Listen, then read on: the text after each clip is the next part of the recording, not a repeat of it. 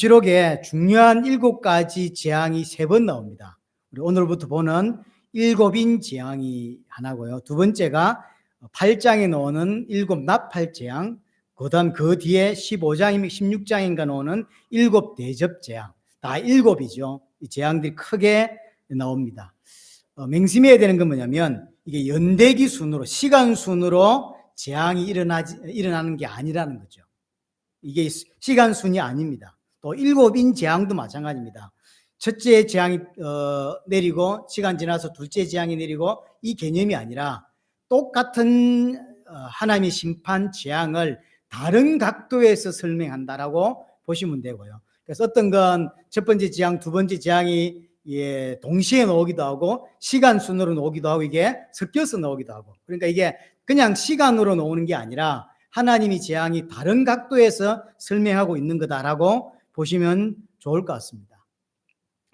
이게 그리고 1장에서 봤듯이 장차 될 일이었고 속히 일어날 일을 예언한다라고 이야기했잖아요. 그게 지금 교회 시대에, 종말 시대에 일어날 재앙을 설명하고 있는 거고, 나중에 설명하겠지만 실제 지금 이 7인 재앙, 나팔 재앙인 재앙들은 지금 일어나고 있는 재앙들이라고 보시면 돼요.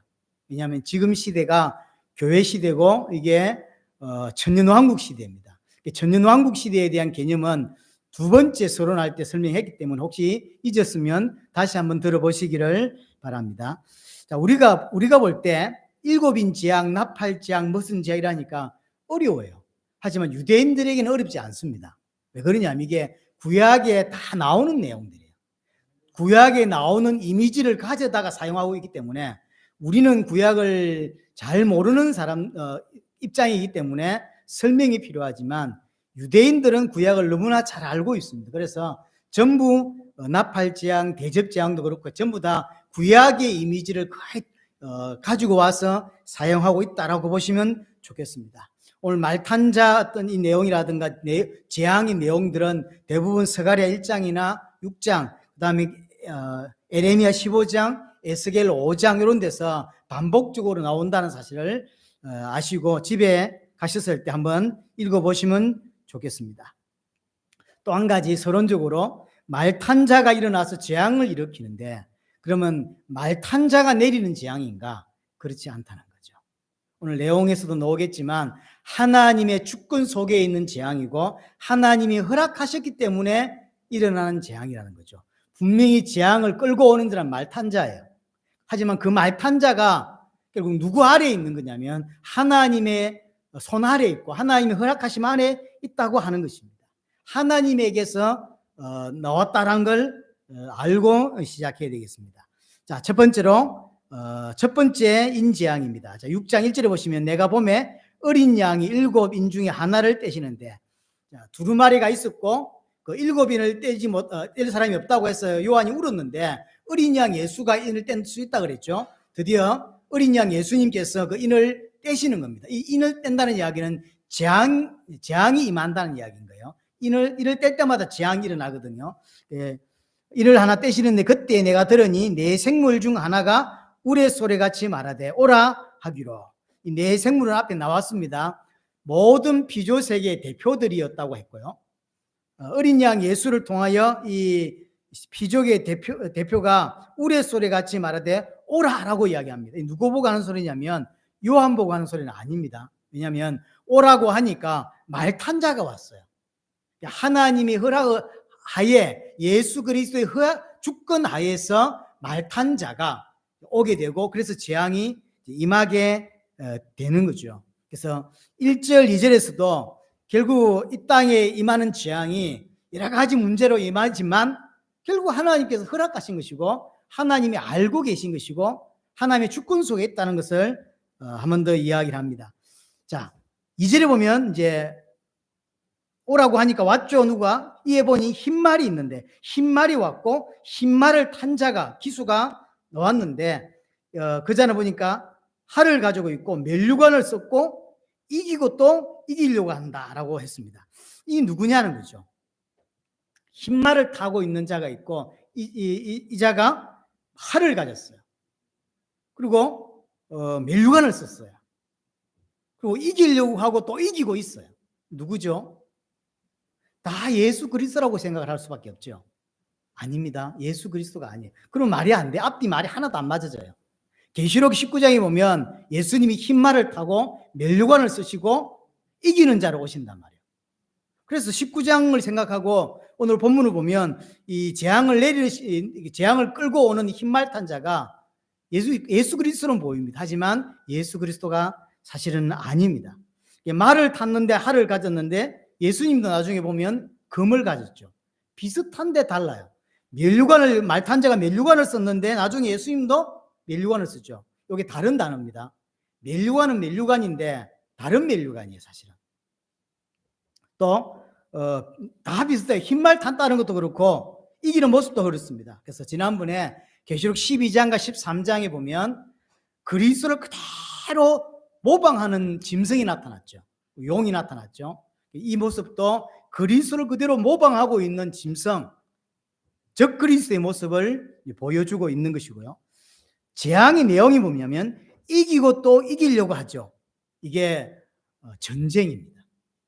활을 가지고 이기고 짓밟고 하는 전쟁. 첫 번째 인에서 나오는 재앙은 전쟁이에요.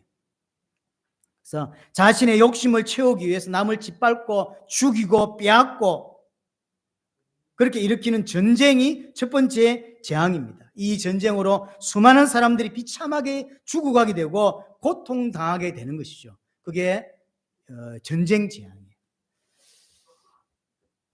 말세가 되면 될수록 이런 전쟁들이 끊임없이 일어나고 있고 또 앞으로 계속 더 일어날 것입니다. 전쟁이 일어나면 너무나 많은 사람들이 고통을 받습니다. 너무 많은 사람들이 비참하게 죽어가는 일이 벌어지게 되겠죠. 그게 계시록에서 예언하고 있고 스가랴에서 에스겔에서 예언했던 내용이죠. 마지막 때 일어날 이야기입니다. 중요한 건 하나님이 이 땅을 심판하시는데 어떤 방식으로 심판하냐가 참 중요한 거예요. 그래서 우리가 생각할 때 하나님이 재앙을 내리시고 심판을 하시니까 마치 유황불을 확 부어가지고 우리 파주에 막 유황불을 확 부어가지고 막 그래서 하나님이 재앙을 내린 것처럼 보이지만 그렇지 않습니다. 오늘 본문과 계속해서 나올 재앙들의 특징 중에 하나가 뭐냐면 인간의 죄성과 부패함을 통해서 스스로 멸망받게 만들어요. 그래서 영적인 눈이 없는 상태에서 세상의 재앙을 보면 하나님이 간섭해서 나오는 재앙이 아니라 자기들 스스로 싸움 붙어서 다 망하는 재앙인 거예요. 그게 첫 번째 재앙의 특징입니다. 그래서 하나님이 이 땅에 재앙을 내리시는 방식이에요. 인간들 스스로 이걸 이제 신학적 유기라고 하거든요. 로마서에도 이야기를 하죠. 하나님이 붙잡아주지 않고 그냥 풀어버리면 놔버리면 다 죽는다 그러죠. 하나님이 그나마 붙잡고 있으니까 하나님 역사를 주관하고 있으니까 그나마 이 정도라고 이야기를 하시거든요. 바울도. 오늘 본문에도 보면 그 이야기인 거예요. 하나님이 분명히 심판을 말탄자를 통해서 하시는데 재앙을 내리는데 마치 전혀 하나님이 간섭하지 않은 것처럼 나타납니다. 그 모습이 뭐냐면 스스로 멸망받는 거예요. 인간의 죄성과 부패함과 추악함과 욕심, 인간의 욕심 때문에 전쟁이 일어나고 그것 때문에 수많은 백성들이 죽어나가고 비참한 일이 벌어지는 것이죠. 그래서 반드시 이기려고 하는 이 모습, 이게 계시록 13장에 나오는 짐승의 모습이에요. 그래서 사탄과 똑같은 부패한 모습이 인간의 모습에 등장을 하는 거죠. 그러니까 인간 자체도 부패했고 죄인인데 거기다가 이 짐승, 이 적그리스도, 이 사탄 또한 부패한 모습이 있단 말이에요. 이 모습이 그대로 인간에게 등장을 하는 거죠. 사탄과 동일한 욕망과 욕심과 자기 욕심을 채우기 위해서 마지막 때 전쟁이 일어나고 그걸 보고 하나님이 허락한 재앙이라고 이야기를 합니다. 두 번째 재앙을 보면 3절입니다. 둘째 인을 떼실 때 내가 들으니 둘째 생물이 말하되 오라 하니, 자, 둘째 인을 떼니까 4절에 이에 다른 붉은 말이 나오더라. 이제 말 색깔이 바뀌었죠. 흰 말이었는데 붉은 말이 나왔고 그 탄자가 허락을 받았어. 땅에서 화평을 제하여 버리며 수로 죽이게 하고 또 큰 칼을 받았다라고 합니다. 둘째 둘째 재앙은 붉은 말을 타고 왔어요. 기수가 이 붉은 말이라는 의미에서 벌써 이미지에서 이게 대충 이 어떤 거다라는 걸 유추해 올 수 있습니다. 끔찍한 유혈 사태가 벌어지는구나를 알 수 있는 거죠. 붉은 말이라고 하는 이미지에서. 그래서 단순히 한두 명을 죽이는 살인 정도가 아니라 한 동네가 다 죽는 사륙하고 끔찍한 이런 유혈 사태들이 일어나는 재앙이 두 번째 재앙입니다. 그게 4절에 보면 그래서 허락을 받았다 그랬죠. 또 하나님께서 붙잡고 있는 거예요. 하나님께서 붙잡고 있지만 어느 정도 허락하니까 이런 일이 벌어지는 거죠. 내용이 뭐냐면 화평을 제하여 버린다 그랬죠. 땅에 화평을 제하여 버려요. 서로 싸우는 거예요. 서로 싸우는 게 이제 굳이 말하자면 내전인 거죠. 앞에 첫 번째 재앙은 나라와 나라 간에 민족과 민족 간의 전쟁이라고 한다면 두 번째 재앙은 내전이에요. 다른 나라에서 간섭하지 않았는데 서로 자기들끼리 못 잡아먹어서 날리고 그래서 서로 죽이는 거죠. 우리나라로 따지면 저 경상도 사람과 전라도 사람 붙어가지고 누구 싸우라고 말도 안 해. 자기들끼리 그냥 원수야. 왜 원수냐? 없어. 그냥 원수가 돼버린 거예요. 마치 딱 그와 같아요. 제가 아프리카에 사역을 가보고 중남미도 사역을 가보고 하면서 우리가 알지 못하는 아프리카에 많은 이런 어려움들이 있었구나. 제가 우간다를 갔을 때 우간다 역사를 좀 들은 적이 있거든요. 관심이 있어서 좀 찾아보기도 하고. 근데 아프리카에서 내전이 안 일어난 나라가 없어요. 그래서 어떤 아주 힘센 장군 하나가 일어나서 나라를 100만 명씩 죽여버리고 사람을. 그 말이 됩니까? 아시아에도 어떤 그 보면 제가 나라는 기억 안 나는데 거의 인구 절반을 죽였다면서요. 등장해가지고는 다 죽여버리는 거예요. 그런 식의 히틀러 같은 인물을 일어나가지고는 사람을 어마어마하게 죽여내죠. 이런 내전들이 일어나서 유혈 사태와 이런 많은 싸움들이 벌어집니다. 데살로니가 후서 2장 6절 7절 보면 불법의 비밀이 활동하고 있는데 하나님 그걸 막고 있다는 표현이 있어요. 불법이 어마어마하게 성행하고 불법이 온 세계를 좀 장악하고 있는데 하나님이 그걸 막고 있는데 마지막에 하나님이 그걸 풀어버리겠다라고 표현해요. 하나님이 지금 막고 있으니까 이 정도라는 거죠. 풀어버리면 자기들끼리 그냥 이유가 없어요. 저 사람을 내가 죽여야 될 이유가 없어요. 그냥 원수 집안이 된 거예요. 그래가지고 어마어마하게 도륙하고 어마어마하게 서로 죽이는 거죠. 화평을 하나님께서 제해버린다. 그래서 일어나는 재앙이. 하나님이 위에서 불을 내릴 필요도 없어요. 인간의 죄성과 부패함 때문에 스스로 못 죽여 날리고 얼굴에 막 심지를 깔고 막 어쨌든 죽이려고. 그래서 어마어마한 비참함들이. 예수님이 마가복음 13장 8절에 보니까 민족이 민족을 나라가 나라를 서로 대적하는 일이 일어날 거다라고 했죠. 그게 마지막 때 그렇게 일어난다는 거죠. 여기 보면 서로 죽인다라고 했는데 이 죽인다는 이야기가 단순히 살인한다는 의미는 아닙니다. 이 도륙을 말하는 거예요. 기르던 가축들을 이렇게 이제 잡잖아요. 그런 의미로 쓰는 거예요. 도륙하고 도살하듯이 그렇게 수많은 사람들을 죽여내는 표현이 서로 죽인다라는 거죠. 엄청난 살인이, 엄청난 사륙이 일어날 것을 이야기하고 있습니다. 말탄자가 와서 이렇게 재앙을 내리니까 엄청난 전쟁이 일어나고 전쟁 끝나고 나니까 서로 못 잡아먹고 서로 죽이고 우리나라도 그랬죠. 6.25 전쟁 끝나고 나니까 내전까지는 아니지만 서로 못 잡아먹어가지고 빨갱이다 아니다 서로 막 난리를 치고 그곳에 죽은 사람들이 한두 명이 아니죠. 자, 세 번째 재앙입니다. 5절에 보시면 셋째 인을 떼실 때 내가 들으니 셋째 생물이 말하되 오라 하기로 내가 보니 검은 말이 나오는데 이 검은 말이라고 하는 이 말에서 벌써 좀 풍기는 뉘앙스가 있죠. 엄청난 슬픔과 엄청난 아픔을 겪게 된다는 것을 알 수 있는 거죠. 자, 참고로 할 것은 셋째 재앙과 넷째 재앙은 앞에 있었던 첫째 재앙과 두 번째 인 재앙의 결과로서 오는 거예요. 전쟁과 내전의 결과로서 등장하는 게 세 번째, 네 번째 재앙입니다. 6장 12절에 한번 보세요. 12절에 보시면 내가 보니 여섯째 인을 떼실 때 큰 지진이 나며 해가 검은 털로 짠 상복같이 검어지고 달은 온통 피같이 되며 검은 털로 짠 상복 같다라고 하죠. 상복은 언제 입는 옷이냐면 초상 났을 때 장례식 때 입는 옷이죠. 그래서 셋째 이는 결국 이게 엄청난 상처와 아픔과 고통과 슬픔을 이야기하고 있는 거예요. 전쟁의 결과로 엄청난 아픔들, 슬픔들, 고통들이 있었다는 거죠. 그게 하나 더 봐야 될 게 뭐냐면 그 검은 말이 나왔는데 그 말탄자가 손에 뭘 들고 있냐면 저울을 들고 있다. 여기서 뭘 알 수 있는 거냐면 셋째 재앙의 내용이 뭐냐면 흉년과 기근이에요. 전쟁이 일어나고 내전이 일어난 이후에 어떤 일이 벌어지냐면 먹을 게 없어져요.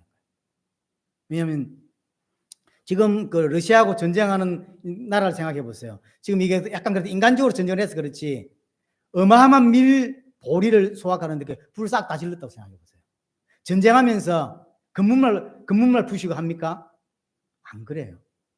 고대 전쟁은 다 불질러 뿌리죠. 동네를 다 싹 없애버리고 간다고. 그러니까 오랫동안 지었던 농사들과 그다음 과일들 많은 것들이 있는데 적군이 지나가면 그 싸그리 불태워 버려요.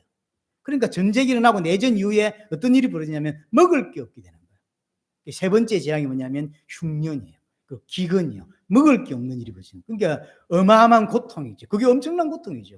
차라리 전쟁 났을 때 죽을 걸 이런 생각이 들 만큼 고통이 벌어지는 거죠. 저울을 가졌어요. 그러니까 똑같은 돈을 가지고 어떤 사람은 그걸 사는데 어떤 사람은 못 사요.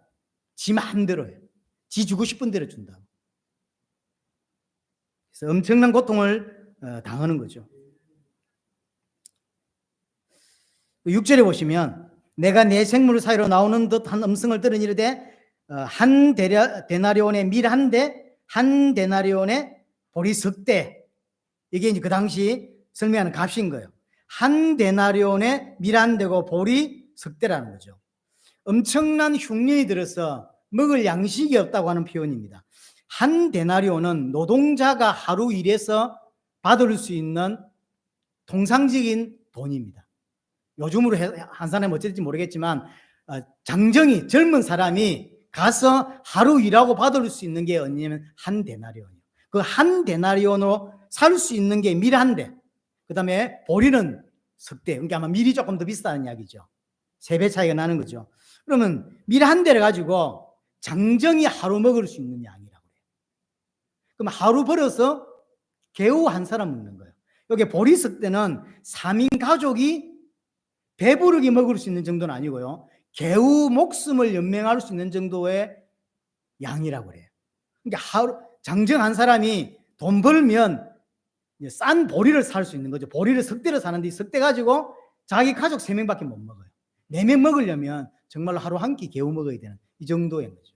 그럼 이게 지금 어느 정도 비싸게 된 거냐라고 할 때 찾아봤더니 이게 지금 인플레이션이 벌어져서 폭등한 거거든. 가격이 폭등한 이게 10배로 뛴 거예요. 보통은 한 데나리온으로 밀을 10대를 살 수 있고요. 보리를 30대를 살 수 있는 거예요.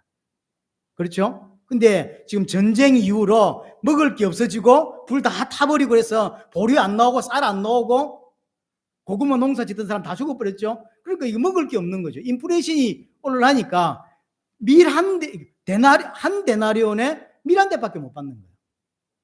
그리고 또 기분 나쁘면 밀 반대도 안 주는 거예요.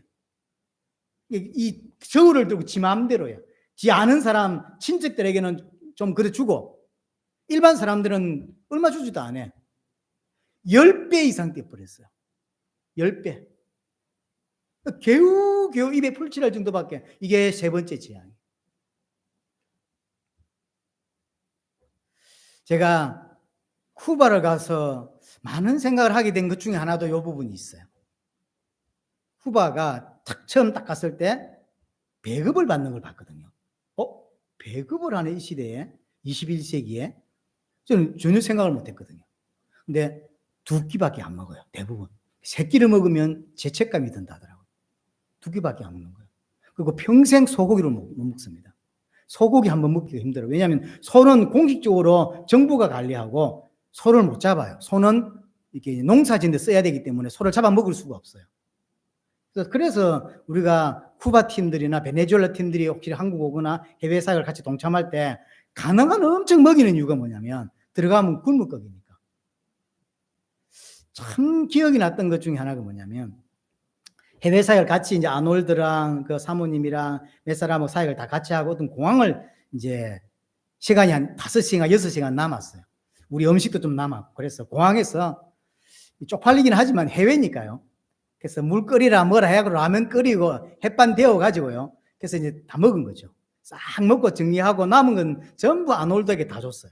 가져가라 주고 이제 이게 쓰레기를 정리하는데 아놀드가 와서는 저 햇반 그 통을 내 가져가면 안 되냐 하더라고. 뭐 상관없다 그랬더니 햇반 통을 왜 가져가냐면 이게 다 재산이라. 다 유용하게 다 쓰인다. 그래서 해외 사회 같이 나가면 햇반 먹고 남은 걸 못 버립니다. 아놀드가 다 가져가요. 제가 몇 년 전에 19년도입니까? 저 코트디부아르 간 적이 있잖아요. 코트디부아르 갔을 때 제가 가방 2개를 가져갔는데 한 가방은 완전 먹을 것만 가져갔거든요. 그 라면 4개인가 햇반 2개 빼고 다 아놀드 가져갔어요. 뭐 할 것도 없이 그 가방채로 다 줘버렸죠 그냥. 너무 좋아하죠. 왜냐하면 또 미안하기도 하고 가져가면 그 이제 교회 성도들 제자들 불러 모아놓고 딱 푼대.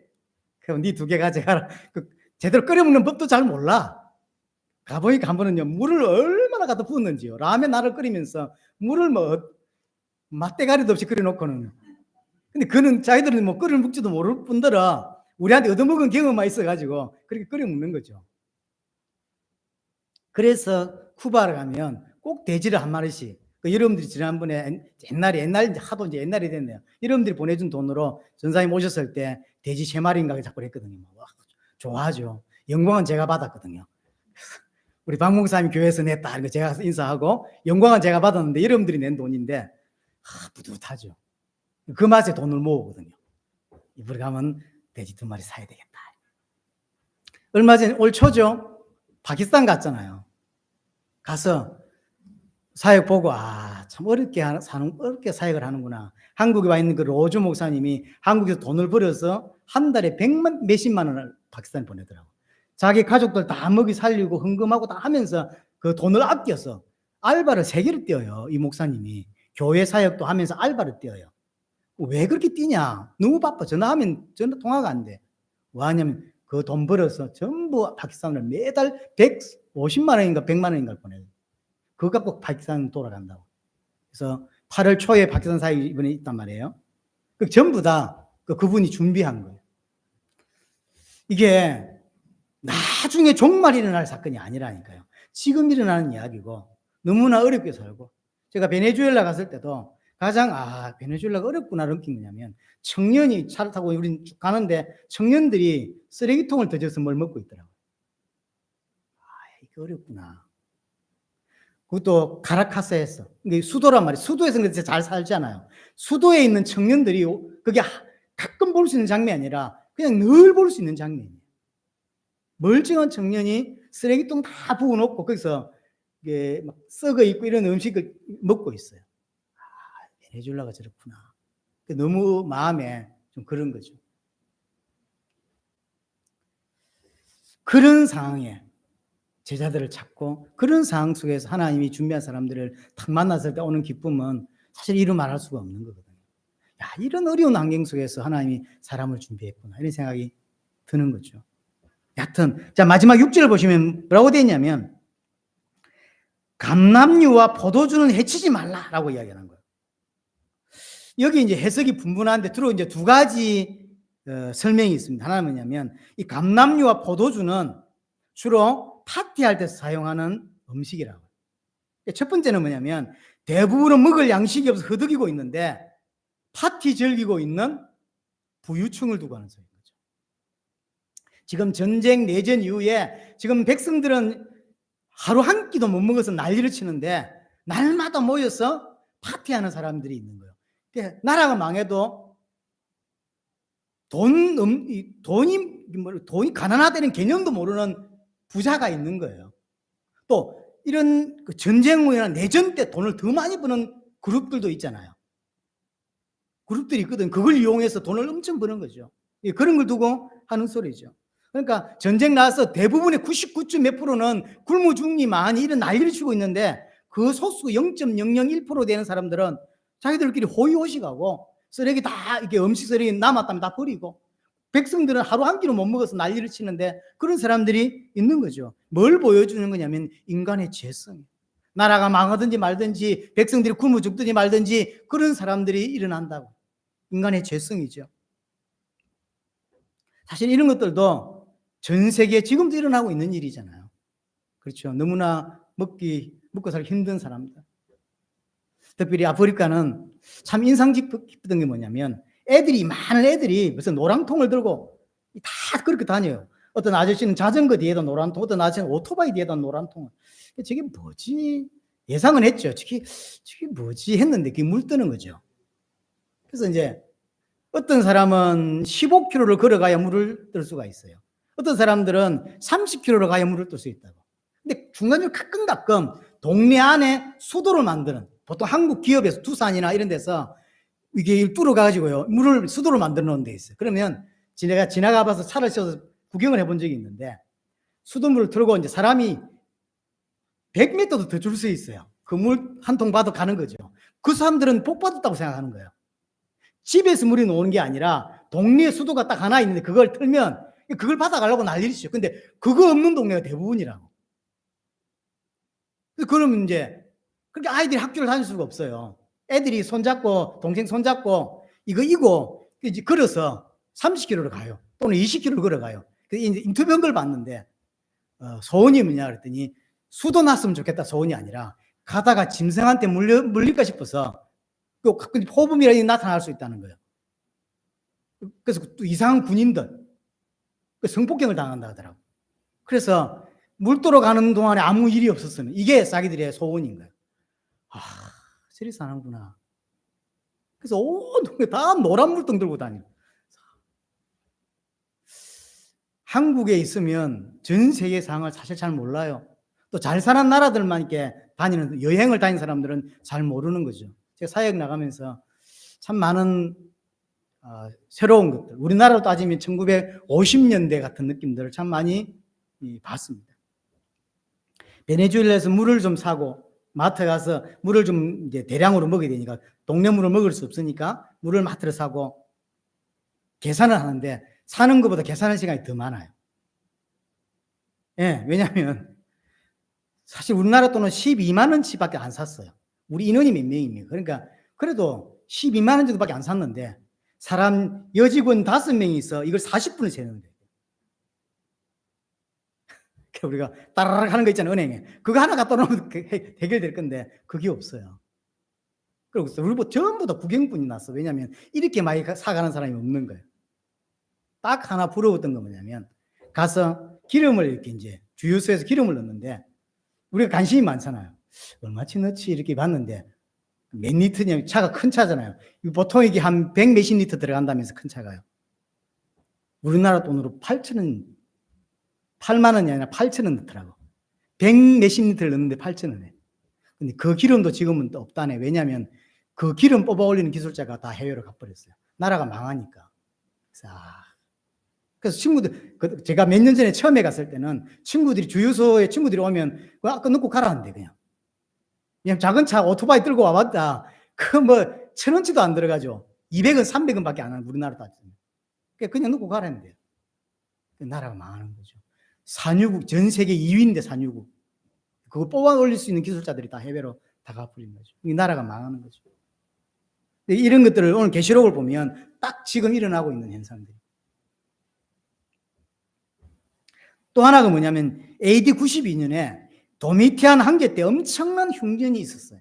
이건 앞에 7교회의 설명할 중에 한번 나온 적이 있는데요. 그래서 엄청난 흉년이 드니까 곡물 생산을 늘려야 되겠죠. 그러니까 도미티안 황제의 명령으로 이 포도 농사라든지 이런 농사들을 절반을 없애버린 거예요. 그리고 곡물을 지을 수 있도록 명령을 내렸는데 그래서 포도 농사를 다 엎어버리고 절반은 남겨놓고 다 엎어버리고 포동사 엎어버리고 일반 곡물들 보리나 밀이라든지 이런 걸 할 수 있는 걸 지었는데 중요한 건 그 포도 잘 되는 땅이 다른 농사가 잘 되냐는 거예요. 안 되더라는 거죠. 아마도 포도 농사는 물 빠짐이 좋고 뭐 그래야 된다면서요. 그래서 다 망한 거죠. 그러니까 포도 농사도 안 나오고 밀 농사도 결국 다 망치고. 그래서 오늘 여기서 말하고 있는 6절에 말하고 있는 감람류와 포도주를 해치지 말라고 하는 건 이야기는 92년에 있었던 그 극심한 기근을 생각하는 재앙이다라고 하는 걸 보여준다는 거죠. 이런 것 모두가 특징이 뭐냐면 하나님이 허락하시는 재앙이지만 전부 다 인간의 욕심과 자기 욕심을 채우기 위해서 나오는 재앙이라는 거죠. 분명히 하나님이 허락하신 거예요. 하지만 하나님이 잡고 있는 걸 놔버리니까 다 스스로 멸망하는, 스스로 자기 욕심 채우기 위해서. 그게 인간의 죄성이거든요. 그래서 하나님 지금 지구가 하나님이 그냥 놔버리면, 대한민국의 역사를 그냥 놔버리면 그냥 스스로 다 망하게 돼 있어요. 스스로 다 죽이고 스스로 비난하고 그래 망한다니까. 자, 마지막 네 번째 재앙입니다. 7절 8절. 넷째 인을 떼실 때 내가 넷째 생물의 음성을 들으니 말하되 오라 하기로. 내가 보면 청황색 말이 나오는데 네 번째 말은 청황색인데 정확하게 표현하면 창백한 말입니다. 창백한. 아마 이걸 설명하기 어렵겠죠. 얼굴이 창백하다를 설명하잖아요. 창백한 말이에요. 이 뭐냐면 전염병입니다. 질병과 전염병으로 인하여 오는 재앙인 거죠. 우리가 최근에 맞았던 코로나19 같은 거죠. 말했듯이 이것도 앞에 전쟁과 내전의 결과로 오는 재앙이에요. 전쟁 났죠. 물이 약이 타져 있죠. 농사는 지을 수 있는 게 없죠. 그러니까 농사 없죠. 깨끗한 물이 없죠. 그러니까 이 물이 썩으면서 많은 사람들을 전염병으로 들게 하고 다 배탈 나게 만들고 막 강타하는 거예요. 이게 전염병입니다. 근데 중요한 건 그게 말탄자 이름이 사망이라고 그러고 그 사망을 누가 따라다니냐면 음부가 그 뒤를 따른다 그러죠. 음부는 사망한 자들이 모이는 장소를 음부라고 표현을 하거든요. 그러니까 사망이 있는데 그 사망 뒤로 음부가 따라다니는 게 무슨 말일까요? 엄청난 사람들이 죽어나간다는 거죠. 뭐로? 전염병으로. 재앙으로 수많은 사람들이 죽어나가는 거죠. 그게 이제 계속해서 읽어보면 그들이 땅 4분의 1의 권세를 얻었다 그러죠. 죽음의 권세가 땅 4분의 1을 쳐버린 거예요. 여기서 하나 볼 수 있는 거, 심판이고 재앙이지만 제한됐다는 것도 하나 알 수 있죠. 하나님이 싹 다 풀어버린 게 아니라 잡고 있는 거죠. 4분의 1만 줬어요. 그러니까 하나님의 주권 안에 있는 제한된 심판이고 또 재앙이라고 하는 것. 그래서 또 하나 알 수 있는 건 뭐냐면 하나님이 원하시는 건 멸망이나 심판이 아니라는 거죠. 왜 심판하고 재앙을 내리시냐면 돌이키라고 하는 거죠. 돌이키라고. 믿지 않는 사람은 또 돌이키고 믿는 사람 중에서도 정확한 신앙을 가지지 못하고 살아간단 말이에요. 재앙을 보면서 진짜 하나님 믿어야 되겠구나 하는 생각이 들 수 있도록 돌이키게 하기 위해서 하는 재앙이에요. 나중에 나팔 재앙은 땅 3분의 1이라고 표현하고 나중에 대접 재앙에서는 땅 전체로 확산되죠. 그래서 처음에는 4분의 1이다 나중에 3분의 1로 나중에는 땅 전체가 전 우주적으로 전체가 돼야 하나님 재앙 아래 이제 재앙을 맞게 되는 거죠. 자, 8절 다시 한번 그 사망의 권세가 와서 이제 네 가지 방식으로 재앙이 오는데요. 검과 흉년과 사망과 땅의 짐승들로서 죽이더라. 엄청난 죽임이 오는데 네 가지 검, 흉년, 사망, 땅의 짐승들 이렇게 표현됐습니다. 아까 말했지만 앞에 것을 다시 설명하는 부분이 좀 있어요. 검은 첫 번째 재앙과 두 번째 재앙과 관계가 있습니다. 다시 말해서 전쟁과 내전의 이야기인 것이고 흉년은 세 번째인 사망은 네 번째 재앙, 전염병을 이야기하는 것입니다. 그러면서 마지막 땅의 짐승들을 하는데 이건 에스겔 예언을 인용하고 있는 겁니다. 에스겔에서 에스겔 14장을 한번 보겠습니다. 에스겔 14장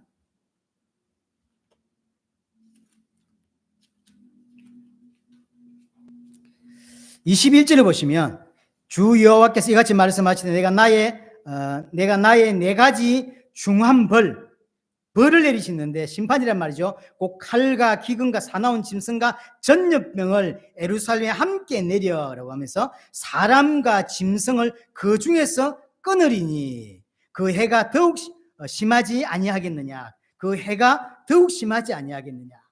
이제 에스겔에 있는 내용을 그대로 인용해 쓰고 있는 것입니다. 칼과 기근, 사나운 짐승, 전염병. 이 재앙으로 사람과 짐승을 끊어낸다 그랬어요. 무슨 말이냐면 하나님의 심판이 이스라엘과 여기 짐승은 뭘 말할까요? 이방인 거죠. 짐승과 이방인 모두에게 내리는 심판이라는 거예요. 자, 우리 여기서 하나 정리하고 가야 됩니다. 이 지금 인재앙이 시작됐는데 이 재앙이 불신자에게만 오는 재앙이냐는 거예요. 아닙니다. 신자도 동일하게 받는 거예요. 신자도. 왜냐하면 오늘 본문에 분명히 이야기했죠. 21절에 이야기했죠. 이스라엘과 짐승에게 함께 내리는, 짐승은 이방인입니다. 불신자를 설명하는 거예요. 둘 다에게 내리는 재앙입니다.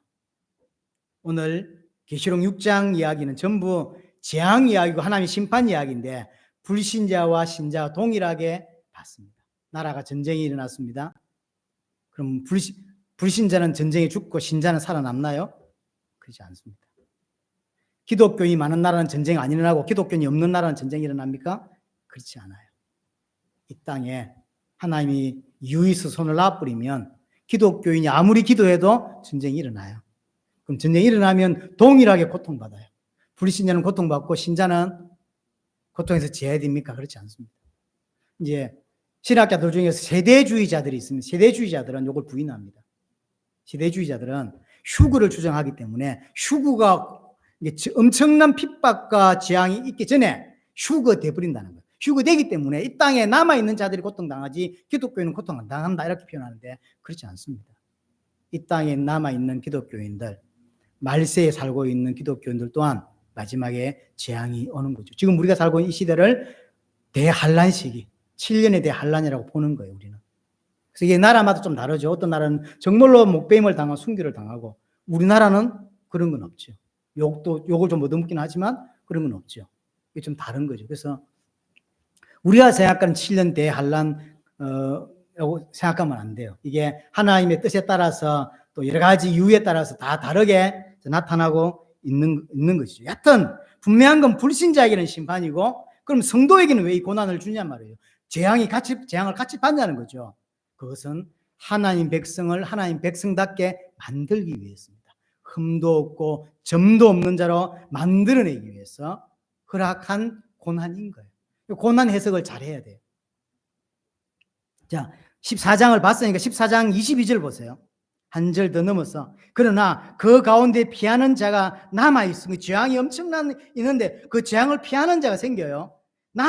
남아있어 끌어올리리니 이게 남은 자가 있는 그 엄청난 재앙 속에서 남은 자가 생기고 하나님 그걸 끌어올린대. 그 자녀들이라. 그렇죠. 자녀들이라 그러죠. 휴거 주장하는 게 틀린 거예요.